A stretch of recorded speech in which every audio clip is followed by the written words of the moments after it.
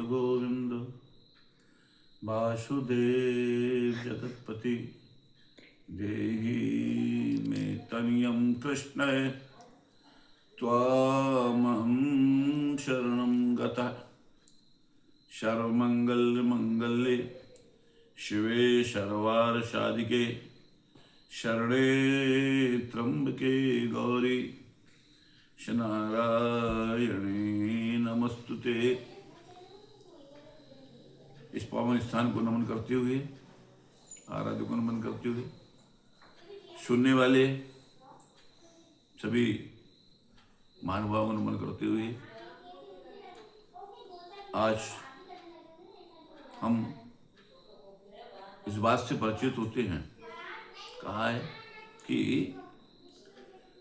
कर भला तो हो भला, कर बुरा तो हो बुरा।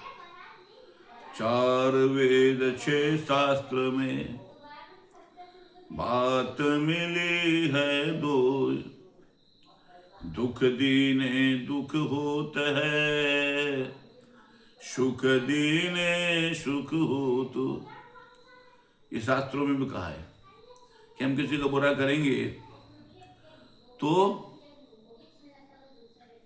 हमारा भी बुरा निश्चित होना है, हम किसी का भला करेंगे तो ये भी निश्चित है कि हमारा भी भला होगा। तो सभी शास्त्रों में, सभी वेदों में वर्णन है।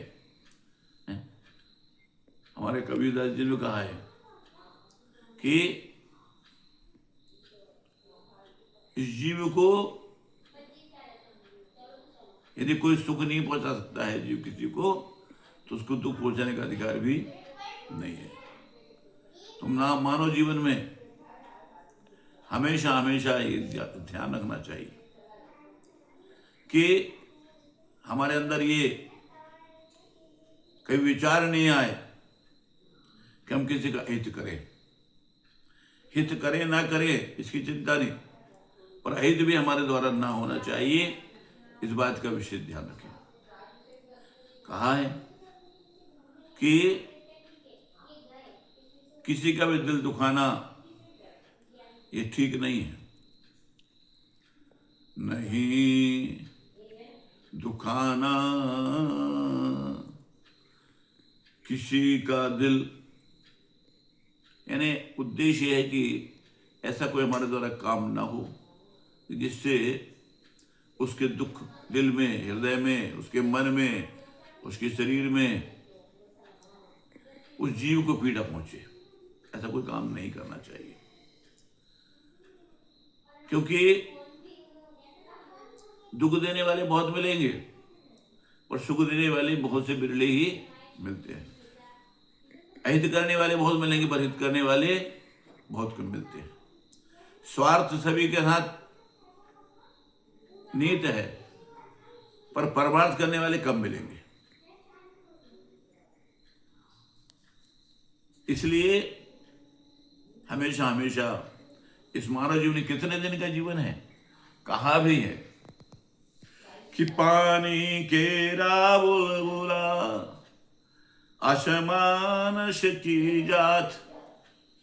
पानी के बुलबुले के समान जीवन है, आज है, थोड़ी देर बाद यह रहेगा ना रहेगा इसकी गारंटी नहीं। हमारे जाने के बाद, इस शरीर को त्यागने के बाद, क्योंकि ये शरीर जो केवल घर है, घरौंदा है, इसे घर को त्यागने के बाद केवल हमारे अच्छाई और बुराइयां हमारे साथ रहेंगी। न घर रहेगा, न परिवार रहेगा, न धन रहेगा, न सारा भी वो रहेगा, क्योंकि वस्तु से हम मोह रखते हैं, वस्तु हमसे मोह नहीं रखती। इसलिए इनका उपयोग करो, इनका हमारे उपयोग में लाना जरूरी है। उपयोग में तो लाना ठीक है, पर इनसे मोह करना ठीक नहीं। क्यों? क्योंकि इसे मोह करने से ये हमारे साथ जाने वाले नहीं। इन वस्तुओं का नाम हमने दिया है, इसलिए एक मानव ही ऐसा है जिसमें ज्ञान की आवश्यकता है, जो ज्ञान के द्वारा इन वस्तुओं का नाम लेकर के पुकारता है, पर वस्तु आपको किसी प्रकार से नहीं जानती। वह इस बारे में किसी वस्तु को इसका ज्ञान नहीं है। इसलिए निश्चित रूप से ये ध्यान देना है कि हमें हमेशा हमेशा चाहे कुछ भी हो, ऐसे कार्यों को नहीं करना है जिससे किसी भी जीव को तकलीफ पहुंचे, क्योंकि तुलसी ने भी लिखा है कि परहित सरिस धर्म नहीं भाए, पर पीड़ा शम नहीं अध। यानी तुलसी भी कह रहे हैं किसी विशेष पंथ के लिए नहीं कह रहे, किसी विशेष जाति के लिए नहीं कह रहे, किसी विशेष वर्ण के लिए नहीं कह रहे, समस्त मानव समाज के लिए कह रहे, समस्त जीव समुदाय के लिए कह रहे, समस्त चैतन्य, ताकि और आपका इशारा है किसी जीव को भी हमारे द्वारा कष्ट नहीं होना चाहिए। यदि कष्ट होता है तो वह हमारा अधर्म है, वह हमारा कर्तव्य नहीं है। और यदि उनके द्वारा हम किसी की सहायता पहुंचाते हैं, मदद करते हैं, उसके प्रति उसकी सेवा करते हैं, तो यह धर्म है। तो इस विचार करके, क्योंकि जिस समय उदाहरण आया है, जिस समय लंकापति रावण के पुत्र मेघनाद ने और लक्ष्मण को ब्रह्म शक्ति मारी थी ना, उस समय ये सबको क्या था, उसमें जो सुसेन नाम का वेद आया था,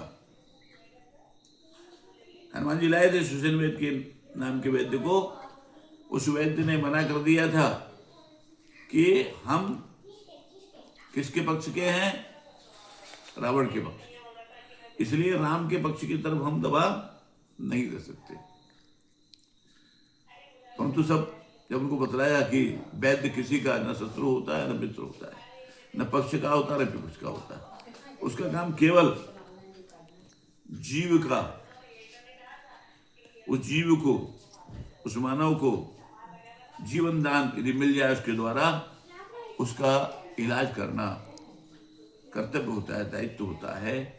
और वह उस कार्य को नहीं निभाता है तो वह अधर्म माना जाता है। धर्म क्या है, उस जीव के प्रति उसका कर्तव्य। तो ये सुसेन देव आपका कर्तव्य है कि आप लक्ष्मण के प्राण बचाने के लिए आप जो औषधि बताएंगे, जो औषधि करेंगे, जो उपाय करेंगे, उससे लखन की प्राण बच सकते हैं। तो उन्होंने बताया कि ये औषधि कब उपलब्ध होना चाहिए, सुबह के पहले सूर्योदय के पहले यदि उपलब्ध होती है तो लखन के प्राण बच जाएंगे। भगवान राम से कहा था उन्होंने सुसेन वेद ने कि देखो, यदि मान लो किसी कारण प्राण नहीं बच पाए और आपने दोष लगा दिया कि वैद्य ने शत्रु के तरफ के कारण कुछ संदेह हो सकता है कि आपने इलाज ठीक नहीं किया, आपने दवा ठीक नहीं की, दोष लग सकता है। राम जी ने क्या कहा था सुसेन वेद कि यह लखन आपको सौंप दिया है, आप जैसा इलाज करेंगे वह सब हमको स्वीकार है। तब सुसेन वेद ने किया और उसका उदाहरण निकला उस त्याग के कारण, उस पर विश्वास के कारण, और लखन पुनः जीवित हुए और उन्होंने पुनः संग्राम करके जिस मेघनाद ने उनको लक्ष्य ब्रह्म शक्ति मारी थी उसे उसका संहार किया। तो उदाहरण यही है कि ये एक कथाएं एक कहती हैं कि हमारा जो कर्तव्य, हमारा जो दायित्व है, उस दायित्व को निभाना ही मानव का श्रेष्ठ ताको प्रदान करता है। हर मानव को इसके प्रति सजग रहना चाहिए कि वह अपने कर्तव्य के प्रति कभी उदासीन नहीं हो, अपने कर्तव्य से परे नहीं हो, अपने दायित्व से परे नहीं हो, अपने दायित्व का निर्वहन करे। ये इसका सबसे बड़ा धर्म है। इसी को मानव धर्म कहते हैं। इसी को हमेशा हमेशा याद रखा जाता है। यह धर्म कैसा होना चाहिए? इसके बदले में हम कुछ चाहे नहीं कि हमने इसके लिए ऐसा किया तो कल हमारे लिए भी ये करे। इस बात की चिंता ना करते हुए निष्काम भाव से अपने कर्तव्य का पालन करें, यही मानव का धर्म है। आगे फिर चर्चा करेंगे यहीं पर। जय हिंद, जय भारत, जय श्री राम।